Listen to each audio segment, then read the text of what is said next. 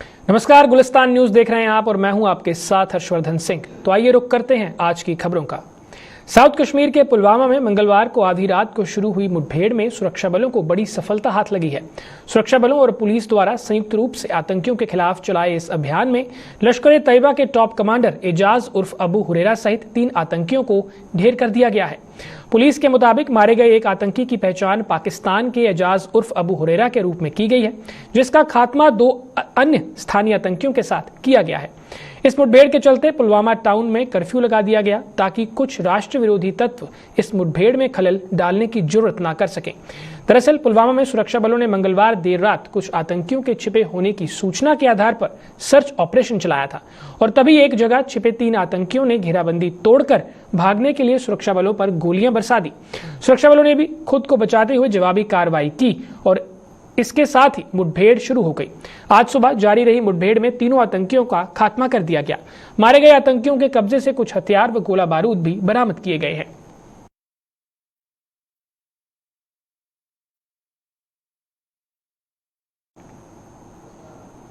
Corona महामारी की दूसरी लहर का प्रकोप काफी हद तक कम होने से अब कश्मीर घाटी में रेल सेवाएं भी धीरे धीरे पटरी पर लौट रही हैं।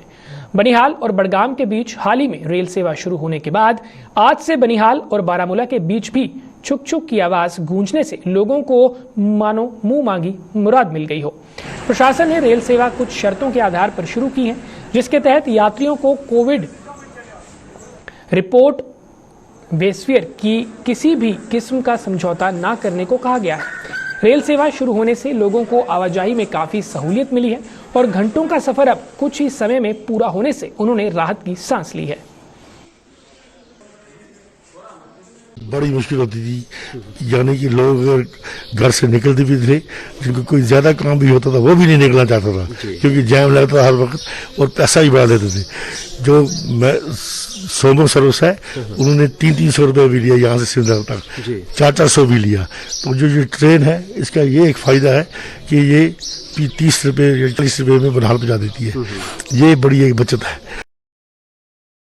गरीब रथ है जो ट्रेन है, ये गरीब रथ है। इसमें लोगों का जो गरीब आदमी है उसका बहुत फायदा है। हमें जितनी भी रिस्ट्रिक्शंस थी वो अब धीरे धीरे कम हो रही है। हम अपने प्रोटोकॉल्स लेके हमें मतलब पूरा बेनिफिट मिलेगा कि और हमें ट्रेनें चल रही हैं और फिर हमें इस बात की भी खुशी है कि हमारे जो स्टेट का जीडीपी है या इकोनॉमिक लेवल है वो ट्रेनों से बढ़ेगा एंड कि हमें प्रोटोकॉल्स लेके अपनी पूरी वो लेके कि हम कहीं भी घर में जा नहीं सकते थे। अगर हमें कोई इंपॉर्टेंट काम होता था तो हमें वो भी नहीं करना पड़ता था। मतलब बहुत सारी प्रॉब्लम्स थी। पुंछ के सीमावर्ती खनेतर इलाके के नजदीक आज पेश आए सड़क हादसे में 16 लोग घायल हो गए। यह हादसा तब पेश आया जब एक बस को विपरीत दिशा से आ रहे एक ट्रक ने टक्कर मार दी। पुलिस ने स्थानीय लोगों को पुलिस की मदद से तुरंत जिला अस्पताल पहुंचाया, जहां उनका इलाज शुरू कर दिया गया। बताया जा रहा है कि हादसे में घायल बस चालक की हालत गंभीर बनी हुई है। एक्सीडेंट हो गया है, बस और ट्रक का आपस में टकराव हो गया था और उसमें कोई 16 बंदे जो हमारे पास पहुंचे हैं जिनको छोटी छोटी चोटें लगी हुई हैं। हम उनको फर्स्ट एड दे रहे हैं और उनके जो बाकी टेस्ट जैसे एक्सरे कराना है वो भी करा लेंगे और फिर देखेंगे अगर कोई सीरियस होगा तो उसको रेफर भी करेंगे और अगर सीरियस नहीं होगा तो उनको यहीं ट्रीटमेंट देंगे। आरएसपुरा में बिजली कटौती से लोगों का हाल बेहाल हो रहा है। पूर्व मंत्री व भाजपा के प्रदेश उपाध्यक्ष श्यामलाल चौधरी की अगुवाई में म्युनिसिपल कमेटी के चेयरमैन सतपाल पप्पी व सभासदों के एक शिष्टमंडल ने आज जम्मू में बिजली विभाग के अधिकारियों के साथ मुलाकात कर उनसे इस समस्या का जल्द समाधान करने की अपील की। विभाग के अधिकारियों की माने तो आरएसपुरा में नई लाइन बिछाने का काम 95% पूरा हो चुका है, लेकिन बरसात के इस मौसम में ये काम पूरा करने में दिक्कतों का सामना करना पड़ रहा है। बहरहाल अब संबंधित फर्म को 20 जुलाई तक ही डेडलाइन दी गई है और उसके बाद ही ये समस्या हल हो पाएगी। लाइन ऑलमोस्ट 95% काम उस पर हो गया, 5% का तो हमने डेडलाइन दी हुई है 16 तारीख तक दी थी, लेकिन बारिशों की वजह से थोड़ा सा डिले हो गया। वो काम 3-4 दिन काम नहीं हो सका, शटडाउन नहीं मिल सका। तो अब ये लास्ट डेट जो उनको मिली है 20 तारीख को उन्होंने अल्टीमेटम हमने दे दिया है और उन्होंने एग्री किया हुआ है फर्म ने भी कि 20 तारीख को हम लाइन चार्ज करते हैं। होपफुली इनके सारे मसले रिजॉल्व हो जाएंगे। और एमडी साहब ने आश्वासन दिया है कि इसी महीने की 20 तारीख को आरएसपुरा का जो अलग से 10 MVA का ट्रांसफार्मर लगा है वो 20 तारीख से पहले वो चालू हो जाएगा। तो मैं समझता हूँ कि अगर 20 तारीख तक वो चालू हो जाता है तो आरएसपुरा टाउन की जो बिजली की समस्या है वो पूरी हो जाएगी और आरएसपुरा टाउन को बिजली के कटों से जो है वो निजात मिलेगी। और इससे पूरी म्यूनसिपलिटी आरएसपुरा के कौंसलर जो है वो चौधरी श्यामलाल जी का आभार व्यक्त करते हैं, जिन्होंने हमारा नेतृत्व करके आज एमडी साहब से हमें मिलाया।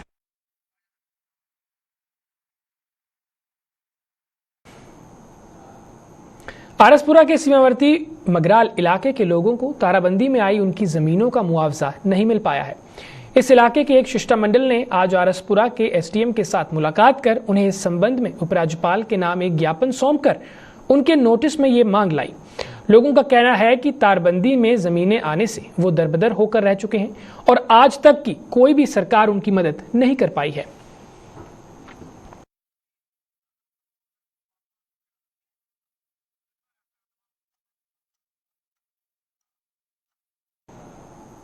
महंगाई के खिलाफ प्रदर्शनों का सिलसिला जारी रखते हुए कांग्रेस पार्टी ने आज बिश्नाह में केंद्र सरकार के खिलाफ हुंकार भरकर उस पर कोरोना के कारण लोगों की पहले से झुकी हुई कमर पर वार करने का आरोप लगाया। पूर्व मंत्री रमन भल्ला व पार्टी के अन्य नेताओं की अगुवाई में हुए इस प्रदर्शन के दौरान कांग्रेस ने महंगाई को लेकर तहसीलदार को एक ज्ञापन भी सौंपा। रमन भल्ला ने आरोप लगाया कि पेट्रोल डीजल की कीमतों में हुई बढ़ोतरी से अन्य चीजों की कीमतों के दाम भी अब आसमान छूने लगे हैं। भल्ला ने कहा कि जब तक जम्मू कश्मीर में चुनाव नहीं होते इस केंद्र शासित प्रदेश की दिक्कतों का हल नहीं हो सकता। इसलिए बढ़ती हुई महंगाई सिर्फ पेट्रोल और डीजल की नहीं, उसके माध्यम से ट्रांसपोर्ट सेक्टर जो है गाड़ियों में उसमें भी वृद्धि यहाँ पे हुई। आम लोगों का जीना मुश्किल होगा, चलना फिरना मुश्किल यहाँ पे होगा। लोग साइकिल पे आ गए। जब बुलेट ट्रेन के ख्वाब हमें दिखाते थे और बुलेट ट्रेन नहीं, आज तो वो साइकिल पे चलने की नौबत यहाँ पे। ये एक प्रोटेस्ट था और तहसीलदार साहब को मेमोरेंडम दिया ताकि गूंगी बहरी सरकार को जगा पाए। और जम्मू कश्मीर में इसलिए भी जरूरी है क्योंकि हमारे राज्यसभा का मेंबर कोई नहीं, यहाँ पे सरकार कोई नहीं, लेफ्टिनेंट गवर्नर और 4 एडवाइजरों पे पूरी लोगों की दुख का हाल जानने के लिए यही जो लोग हैं, जो मैं समझता हूँ डेमोक्रेसी में ये सब्स्टिट्यूट नहीं है। इसलिए यहाँ पे चुनी हुई सरकार हो, रियासत का दर्जा भी ले, गवर्नर साहब की रहनुमाई हो। लेफ्टिनेंट गवर्नर वाली सरकार दिल्ली की हमने देखी, यहाँ पे ये बॉर्डर स्टेट है, इसको नजरअंदाज ना किया जाए। फौरी तौर पे यहाँ के लोगों के मसाइलों का समाधान हो पाए, तभी हो पाएगा जब हमारे यहाँ पे रियासत की सरकार मिल जाए, रियासत का दर्जा मिल जाए गवर्नर की देखरेख में, और हमारा ये संघर्ष जारी रहेगा महंगाई को लेके। जम्मू के जीएमसी अस्पताल में इमरजेंसी के ठीक बाहर शेड की व्यवस्था न होने से बारिश के मौसम में मरीजों और उनके तीमारदारों को भीगने पर मजबूर होना पड़ रहा है। जम्मू में आज सुबह हुई बारिश के दौरान भी इस परिसर में लोगों को पानी से बचने के लिए कई पापड़ बेलने पड़े। इसे विडंबना ही कहा जाएगा कि यहाँ पिछले साल शेड के निर्माण के लिए प्रशासन की ओर से हरी झंडी मिल चुकी है, लेकिन फंड्स जारी ना होने के कारण ये काम शुरू नहीं हो पाया है। ये सच्चाई भी किसी से छिपी नहीं है कि सरकारी परियोजनाओं की कछुआ चाल का खामियाजा आम लोगों को ही भुगतना पड़ता है और ऐसा ही कुछ जीएमसी में भी देखने को मिल रहा है। शेड्स के लिए हमारी अप्रूवल तो मिली थी लास्ट ईयर, और इसके फंड रिलीज नहीं हुए थे हमारे पास। जब तक फंड रिलीज नहीं होंगे तो हमारा टेंडरिंग, आजकल नया रूल जो है फाइनेंस डिपार्टमेंट की तरफ से, कि जब तक रिलीज नहीं होती तब तक हम टेंडर्स नहीं लगा सकते किसी भी काम का। उसकी ड्राइंग सब हमने तैयार करके रखी है, डिजाइन सब तैयार है। तो जो ही रिलीज होंगे इस साल, अभी होने वाले हैं शायद फंड, तो हम उसी टाइम इसके टेंडर लगा के तो काम कर देंगे इसको। ये बात है कि जो भी काम डिले कोई नहीं होता है हमारी तरफ से। हमारा जो नए नॉर्म्स हैं, जैसे फाइनेंस डिपार्टमेंट के, जैसे हम जैसे कार्ड होगी कोई उसका किसी भी प्रोजेक्ट्स का कार्ड आएगा और उसके बाद हम उसकी टीएस भी करवा के हर 30 से जो है अपने से जो भी अपने जितनी हमारी है पावर्स, तो उसके बाद फंड रिलीज होंगे तब टेंडर लगता है।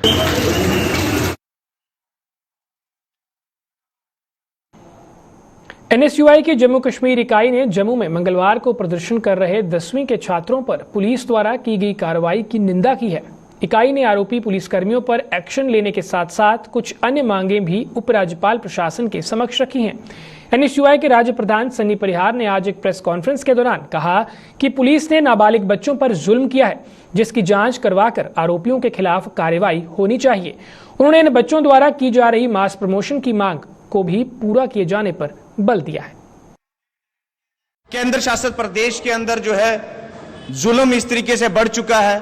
नाबालिग जो बच्चे हैं, जो 10वीं कक्षा के बच्चे थे, जिस तरीके से उनके ऊपर लाठीचार्ज किया गया, हम इसकी कड़ी निंदा करते हैं और हम अपील करते हैं लेफ्टिनेंट गवर्नर साहब से कि जल्द से जल्द इंक्वायरी इनिशिएट की जाए और उन तमाम ऑफिशियल्स को, जो पुलिसकर्मी थे मौके पे मौजूद थे, जिन्होंने लाठी और बल का इस्तेमाल जो है इन नाबालिगों पे किया है, उनके ऊपर जो है स्ट्रिक्ट एक्शन लिया जाए, उनकी सस्पेंशन की जाए।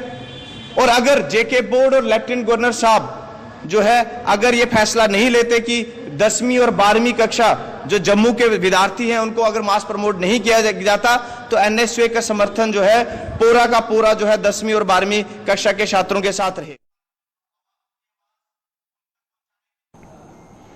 जम्मू सिविल सचिवालय के सामने वाले मार्ग को अभी तक बंद रखे जाने पर लोगों ने एतराज जताया है। अब चूंकि सचिवालय का कामकाज जम्मू के साथ साथ श्रीनगर में भी सुचारू रूप से जारी है, लिहाजा अब इस मार्ग को बंद क्यों रखा गया है? आम जनता ये सवाल निजाम से पूछ रही है। उनका कहना है कि सुरक्षा के लिहाज से भले ही सचिवालय व इसके साथ सटे इलाकों को नो फ्लाई जोन घोषित कर दिया गया है, लिहाजा इस मार्ग को बंद रखने की कोई तुक ही नहीं बनती। आपको बता दें कि ये मार्ग बंद होने से लोगों को कई दिक्कतों का सामना करना पड़ रहा है, जो मंजिल तक पहुंचने के लिए लंबा चक्कर काटकर समय व्यर्थ करने को मजबूर हो रहे हैं। ये बिल्कुल इमीडिएटली रास्ता खोलना चाहिए, क्योंकि यहाँ पे पॉलिटिकल वैक्यूम है। पॉलिटिकल पार्टीज के जो लोग हैं उनके वेस्टेड इंटरेस्ट होते हैं, वोट बैंक की राजनीति है, वो मुंह नहीं खोल सकते। लेकिन एज जम्मू के शहरी मैं इनको रिक्वेस्ट करता हूं कि इसको इमीडिएटली खोलना चाहिए और लोगों को जितनी मुसीबत हो रही है इसकी वजह से वो कम से कम दूर करनी चाहिए। अदरवाइज आप एक देखिए, एक स्टूडेंट को यहाँ मुबारक मंडी में जाना हो और उसको पूरा ट्रैक करके और उसका टाइम कितना वेस्ट हो रहा है रास्ते बदलने में, इसके बारे में कोई सोच नहीं रहा। अब आपने नो फ्लाइंग जोन कर दिया सेक्रेटेरिएट, बड़ी अच्छी बात है। जब वो नो फ्लाइंग हो गया है तो फिर कौन सा खतरा है? तो इमीडिएटली इसको खोलना चाहिए। It is a shame on the authorities और bureaucrats who have taken decision कि ये रास्ता बंद रहेगा। This is what I have to say. Immediately इसको खोलना चाहिए। लेकिन यहाँ तक सिक्योरिटी का सवाल है, ये आगे पीछे भी काफ़ी जगह है, इसको अगर गेट को 50 गज और पीछे किया जाए और इन लोगों का रास्ता जो है वो खोला जाए। वो क्यों खोला जाए? क्योंकि रास्ते ये बीच में सड़क जाने से हमारा जम्मू वो 2 हिस्सों में बंट गया हुआ है। लोगों को अगर ये ऊपर वाले नॉर्थ वाले हैं उनको नीचे जाना है, क्रिमेशन के लिए किसी की मौत हो जाती है, डेथ हो जाती है, तो उसको जाने के लिए बहुत परेशानी होती है। उनको 4 किलोमीटर का एडिशनल सफ़र करना पड़ता है। और लोग जो आते हैं बाहर से देखने के लिए, सैर करने के लिए, हमारा जो मंदिरों का शहर है, जो रघुनाथ बाज़ार वगैरह है, यहाँ पे ज़्यादा मंदिर हैं, वो सेपरेट हो जाता है, ऊपर वाला सेपरेट हो जाता है। तो इसलिए यहाँ तक इस रोड का सवाल है, ये बंद नहीं करना चाहिए, इसको खोल देना चाहिए। इसमें कोई ज़्यादा प्रॉब्लम वाली बात नहीं है। यहाँ श्रीनगर में जो बहुत बड़ा सेक्रेटरीट जब पहले होता था पूरी स्टेट का, उसके आगे से जो सड़क जारी थी वो बंद नहीं थी, वो खुली हुई थी और वहाँ पे तो मैक्सिमम इंसर्जेंसी भी थी। अगर वहाँ पे हो सकता तो यहाँ क्या प्रॉब्लम है? यहाँ कोई प्रॉब्लम नहीं मैं विजुलाइज करता, क्योंकि ये रास्ता लोगों की सहूलियत के लिए खुलना चाहिए और जम्मू वालों को, जो लड़कियाँ स्कूल कॉलेज में पढ़ने जाती हैं, उनको प्रॉब्लम नहीं होगी समस्या। पेट्रोल के साथ साथ डीजल की आसमान छू रही कीमतों से ट्रांसपोर्ट वर्ग असहाय हो चुका है। पेट्रोल की कीमतें जहां सेंचुरी पार कर चुकी हैं, वहीं डीजल के दाम भी अब शतक जमाने के करीब हैं, जिससे ट्रांसपोर्टरों के लिए आगे कुआं और पीछे खाई जैसे हालात पैदा हो चुके हैं। पिछले साल वजूद में आई कोरोना महामारी ने ट्रांसपोर्टरों की कमर तोड़कर रख दी थी और अब यात्री वाहनों का संचालन इनके बस से बाहर हो चुका है। ट्रांसपोर्टरों का कहना है कि जनता की सुविधा को देखते हुए वो सख्त कदम उठाने से परहेज कर रहे हैं, लिहाजा अब गेंद प्रशासन के पाले में है, जिसे चाहिए कि वो कुछ ऐसे कदम उठाए जिससे ट्रांसपोर्टर अपना कारोबार बंद करने पर मजबूर ना हो। मैं जनता से भी माफी चाहूंगा कि आज तेल के जो दाम हैं इतने बढ़ चुके हैं, महंगाई इतनी बढ़ चुकी है और ट्रांसपोर्टरों का पिछले 1.5 साल से बुरा हाल है। और जैसा मैं आपको बताऊंगा कि हमने कल ही और आज भी हम ट्रांसपोर्ट कमिश्नर साहब को हमने मेमोरेंडम दिया है, उन्होंने आश्वासन दिया है हमें कि हम ऊपर गवर्नमेंट से आपके जितने भी वो मसाइल हैं वो रखेंगे। लेकिन हमारे लिए मैं आज फिर एक बार आपके माध्यम से आम जनता से अपील करूंगा कि हमारे हाथ में क्योंकि गाड़ियां हमारी चल नहीं पा रही, तो अगर कहीं आपको लगता है कि हमारी जो मांग है, क्योंकि हर बार ऐसा ही होता है जब हम आपने देखा होगा अब हमारा जितना सिस्टम बंद पड़ा हुआ है, लेकिन हमारे लिए मजबूरी बन चुकी है कि अगर हम कोई अगला स्टेप लेंगे तो वो भी हमारे लिए, हम नहीं चाहते हैं कि हम स्टेप लें, लेकिन जो हमारी जेन्युइन जो डिमांड्स है वो सरकार माने। सवारी भी कम निकल रही है, सवारी कोरोना की वजह से कम आ रही है रोड पे, तो गाड़ी में सवारी भी कम होती है, तो गाड़ी का खर्चा बहुत ज़्यादा है, इसलिए हम गाड़ी अब चलाने के चल नहीं सकती, हमारी गाड़ी ऑटोमेटिकली खड़ी हो जाएगी 2, 4, 5, 10 दिन के दिन, जितनी देर हमारा किराया नहीं बढ़ा हमारी गाड़ी नहीं चल सकती। गवर्नमेंट से क्या आश्वासन देता है, जिस तरह से तेल भी बढ़ रहे हैं, और आगे क्या कहेंगे? गवर्नमेंट तो आश्वासन ही देती है, हमने पिछले हफ्ते भी मिले थे, आज भी मिले, हम अब प्रपोजल बना के ऊपर भेजते हैं गवर्नमेंट की तरफ। अब देखो गवर्नर साहब क्या करते हैं, गवर्नर साहब खुद ये कुछ करेंगे इसके लिए तो फिर ट्रांसपोर्ट जम्मू का कश्मीर का बच सकता है, ऐसे तो नहीं बच सकता।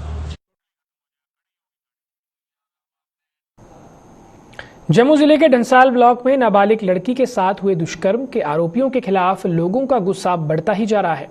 डंसाल में लोगों ने जोरदार प्रदर्शन कर, मोमबत्तियां जलाकर और काली पट्टियां बांधकर नाराजगी जाहिर की। इस मौके पर चेयरमैन एकजुट जम्मू अंकुश शर्मा, हिंदुवादी नेता राकेश बजरंगी, ऑल जे&के पंचायत कॉन्फ्रेंस अध्यक्ष अनिल शर्मा और ब्लॉक डंसाल के पंच सरपंच मौजूद रहे।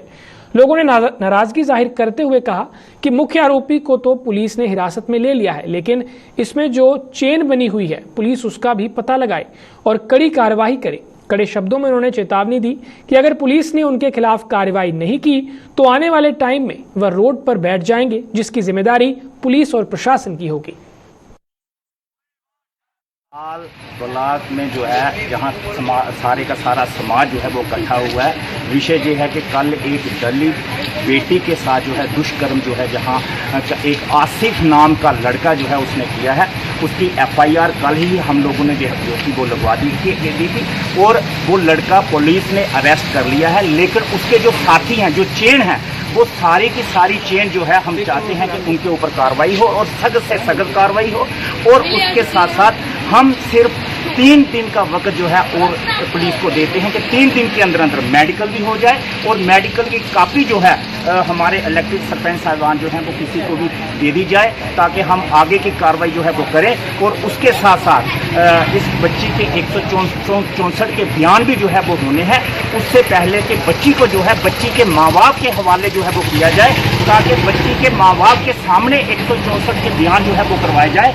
ऐसा ना हो कि जहाँ पे बच्ची को रखा गया है चाइल्ड सेंटर में, वहाँ से उठा के बच्ची का बयान जो है वो करवाया जाए, वो हम लोगों को मंजूर नहीं है। हम चाहते हैं कि बच्ची को पहले बच्ची के माँ बाप के हवाले किया जाए और माँ बाप जो है उस दिन खुद वहाँ पे मौजूद रहे। माँ या बाप में से एक शख्स जब 164 के बयान हो जज साहिबा के आगे, वहाँ एक जो घर का मेंबर है, माँ या बाप, वो उसके साथ हो, तो उसके बाद बयान जो है वो लिए जाए। उनको अगर जहाँ की पुलिस ने सख्त से सख्त कार्रवाई करके मुलजिमों को सख्त से सख्त सजा नहीं दी, तो जहाँ पूरे का पूरा समाज जो है बहुत बड़ा आंदोलन जो है जहाँ से खड़ा हो जाएगा और उस आंदोलन की जिम्मेवारी फिर लॉ एंड ऑर्डर अगर खराब होगा, वो सारी की सारी जिम्मेवारी एडमिनिस्ट्रेशन की होगी। किसानों की समस्या को लेकर आम आदमी पार्टी जम्मू संभाग के कन्वीनर अशोक खजूरिया ने प्रेस कॉन्फ्रेंस की। आप नेता ने कहा कि इस समय धान की रोपाई का काम चल रहा है, लेकिन किसानों को पर्याप्त मात्रा में पानी नहीं मिल पा रहा है, जिसके चलते रोपाई का समय निकलता जा रहा है। उन्होंने कहा कि रणबीर नहर से बिश्ना अरनिया के लोगों को पानी मुहैया होता था, लेकिन नहर में पानी न छोड़े जाने के कारण किसानों के खेतों तक पानी नहीं पहुंच पा रहा है। इसके साथ ही उन्होंने सरकार के दावों पर भी सवाल उठाए और क्या कुछ कहना था उनका, आइए देखते हैं। का जो मीडिया से रूबरू होने का जो मुख्य उद्देश्य है वो है किसानों को लेके, किसानों की समस्याओं को लेके, क्योंकि इस समय दान रुपाई का काम चल रहा है और ये 10 दिन बहुत क्रूशियल हैं। इन 10 दिनों के अंदर रणवीर कनाल जो आरसपुरा और रणवीर कनाल बिश्ना अरनिया को जो एक प्रॉपर गेज के मुताबिक जो पानी मुहैया होना चाहिए था वो पानी मुहैया नहीं हो रहा है। गेज के मुताबिक एक पैरामीटर के तहत जो आरसपुरा बिश्ना का हिस्सा बनता है वो बेली चराना से डिवीजन सेकंड को जो पानी मुहैया होना चाहिए था वो 7 फुट 6 इंच से लेकर 7 फुट 9 इंच तक पानी मिलना चाहिए। पर पिछले महीने की आप एवरेज देखो 6 फुट से ज्यादा पानी वहां से नहीं छोड़ा गया।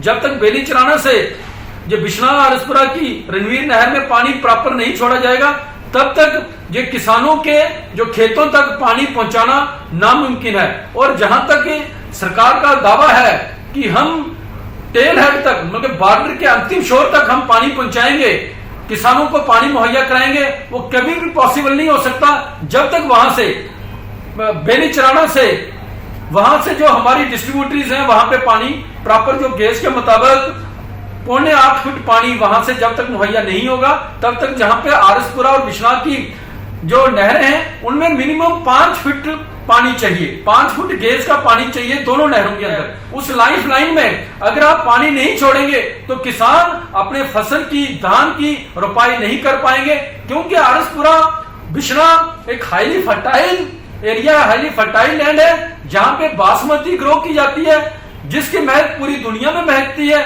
तो जब तक पानी नहीं मुहैया कराया जाएगा तो बासमती की प्रोडक्शन वो नहीं हो पाएगी प्रॉपर। बिश्नाह की हरसा दब्बड़ पंचायत में नहरों से बनाए गए चैनल या छोटे छोटे नालों की खस्ता हालत को लेकर पूर्व सरपंच के साथ किसानों ने नाराजगी जाहिर की है। इन लोगों के मुताबिक करीब 8 साल पहले इस चैनल को बनाया गया था ताकि किसानों के खेतों तक पानी पहुंचे और समय पर वह अपनी फसलों की सिंचाई कर सकें, लेकिन अब इनकी खस्ता हालत बनी हुई है। किसानों ने नाराजगी जाहिर करते हुए कहा कि बीते 8 सालों से इसका एक बार भी रिपेयर नहीं किया गया है। ये जगह जगह से टूटे हुए हैं और पानी उनके खेतों तक नहीं पहुंच पा रहा। उन्होंने संबंधित विभाग से इस ओर ध्यान देने की अपील की है। सर अस गल करने कि कमांड एरिए ने 2012 च साढ़े पंचायतें विच एक चैनल बनाए थे, जिमीदार की बड़ा फायदा होया ओहदा। जिहड़ा पानी 2 घंटे च लगता हो अद्धे घंटे च लगी पिया लगन, जिहड़ा पानी वेस्टेज जाती ही पानी की भी बचत लगी पई। हुण पानी की बचत हुई बड़ी शैल, जिमीदार की बड़ा अच्छा लग्या, टाइम बचया ओहदा। मगर अज 9-10 साल लगे ना हुण उस चैनल की उसी कोई रिपेयर कर या उसी कोई पैच वर्क या जेह्ड़े उसले दे रही गेदे ने उसी दोबारा कोई बनाने नहीं आया। लिहाजा मैं अज मीडिया थ्रू कमांड एरिया की याद करवाना चाहना कि 9-10 साल होइए जिमीदार की क्या दोबारा कुछ चीज़ की जरूरत नहीं पई। वो चैनल की किन्नी कुल बुनियाद है।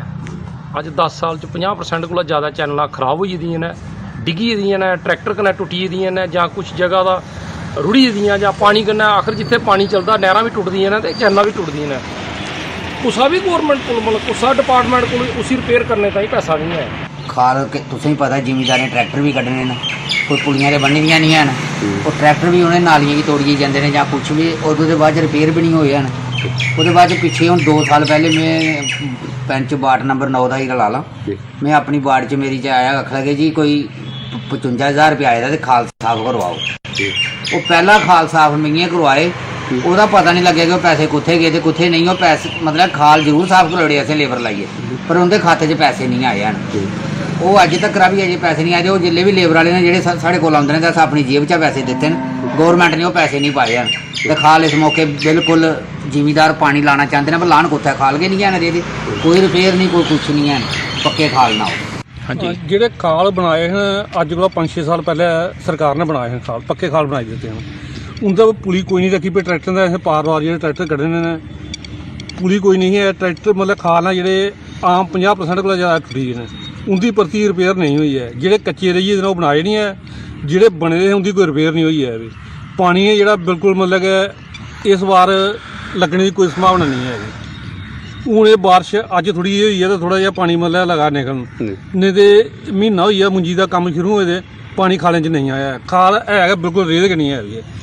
ਇਹਦੇ 'ਚ ਸਰਕਾਰ ਨੇ ਥੋੜਾ ਜਿਹਾ मतलब करना चाहिए, इनकी रिपेयर होनी चाहिए, ਜਿਹੜੇ ਕੱਚੇ ਰਹਿੰਦੇ ਨੇ ਉਹ ਪੱਕੇ बनने चाहिए ਨੇ। और इसलिए कह रहे हैं कि जो कच्चा खाल हो उसकी तो किसान सफाई करे। तो हम यही सरकार से अनुरोध करते हैं कि कम से कम कोई ऐसा सरकार की तरफ से कोई ऐसी नई योजना बनाई जाए ताकि उनको रिपेयर किया जाए और उसके साथ साथ साल में एक बार कम से कम सफाई के भी कुछ पैसे रखे जाएं ताकि किसान को अगर पानी नहर में कम भी है तो किसान को एक तो हफ्ते में एक बार पानी मिलता है तो कम से कम उसको पानी मिल सके।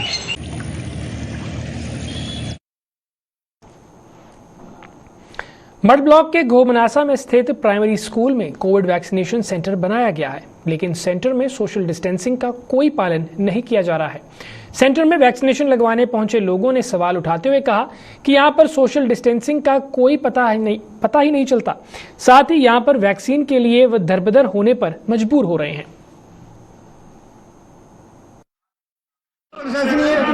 बंदे पे बंदा चढ़ा हुआ है, कोई सोशल डिस्टेंसिंग, सुबह से लोग आए खजल हो रहे हैं, कोई इंजेक्शन लग नहीं रहा, कोई किसी को पूछ नहीं रहा। पुलिस के अधिकारी भी यहाँ पे मौजूद है? कोई अधिकारी नहीं है, पुलिस के 2 बंदे हैं वो बाहर खड़े हैं, कोई नहीं बोल रहे हैं। वो कोई बोल रहा है, उसको हमने पूछा भी कहाँ लग रही है, कहाँ पर्ची काटेगा, हमने आप अंदर जाके पता करो। अगर कल को कोई एक बंदा भी पॉजिटिव होता है तो कितने लोग उसमें? वो तो सब हो जाएंगे, सबको होगा। तो क्या लोग क्या समझ चुके हैं खत्म हो गया कोरोना? क्या लोग ही समझ रहे हैं कोरोना नहीं है, कोरोना तो है, एक होगा तो सभी को होगा। फिर से दोबारा, और यहाँ पे आज सुबह से कोई सोशल डिस्टेंसिंग का कोई पालन नहीं हो रहा है, कुछ नहीं, कोई इसके बारे में अवेयरनेस नहीं कर रहा, कोई बोल नहीं रहा कि सोशल डिस्टेंसिंग का पालन करें। अगर एक भी बंदा संक्रमित हो गया तो उससे सबको खतरा है। तो इसके लिए कोई यहाँ पे बोल नहीं रहा कि कोई डिस्टेंसिंग का कोई पालन करे, तो यहाँ किसी ने भी एक बार भी नहीं किसी को रोका। जो अधिकारी अंदर बैठे हैं, जो अधिकारी अंदर बैठे हैं वो भी बस अंदर अपना काम कर रहे हैं, रश पड़ा हुआ है, तो एक के ऊपर एक बंदा जो ऐसे लपक के आगे पर्ची के लिए कर रहा है, तो उसके लिए भी कोई रोक नहीं है। क्या मैसेज देना चाहेंगे आप? सर मैं तो ये मैसेज देना चाहता हूँ कि गवर्नमेंट ने अगर ये सोशल डिस्टेंसिंग का बोला हुआ है इसका भी पालन हो, और वैक्सीन एक तरीके से होनी चाहिए नंबर वाइज, और टर्न बाई टर्न हर एक बंदा डिस्टेंसिंग का पालन करके आए तो सबको परेशानी से बचा जाए, और ये वैक्सीन जो लगनी है ये भी आराम से सबको। फिलहाल के लिए इतना ही, मुझे दीजिए इजाजत, नमस्कार।